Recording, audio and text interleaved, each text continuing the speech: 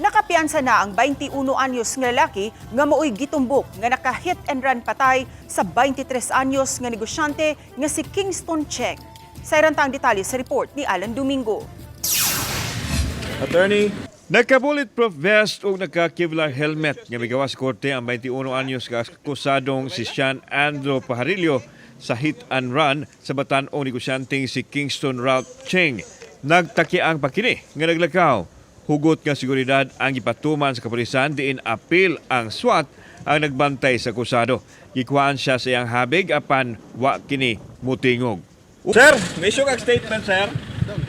Because unsay nahitabo to? Una nakapiansa og 72,000 pesos sa korte si Pajarillo ban ang iyang abogado sa kasong reckless imprudence resulting to homicide. Gipasalig sa abogado ni Pajarillo nga atubangon siyang kliyente ang kaso sukwahi sa nagawas sa social media nga dunay tinguha nga mogawas sa nasod. Ginugang ni Attorney Jolito Anyora nga nagbasol ang batan-on niyang kliyente sa nahitabo apan wa matud pa motingog dihang gipangutana unsa gyud ang nahitabo. Because makita mo ganda mo nga magsisagilak. No? So maghilak siya sa hospital.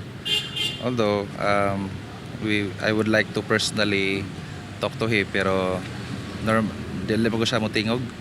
No, so even during inquest proceedings dili mo siya motingog. Pajarillo sa ospital sa Mandawi sanglit wa pa kini ma-discharge sa iyang pagka-admit sa Tambalanan.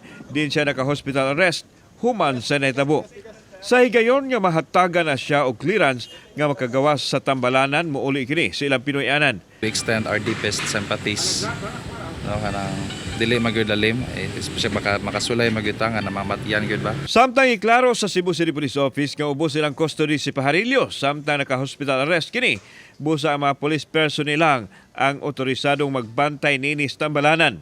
Tataw nga adunay nalapas kuno ang 5 sa lagda sa balaod.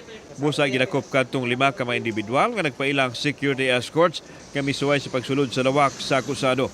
Kini sa pikigalayon usab sa ilang Mandawi City Police counterpart.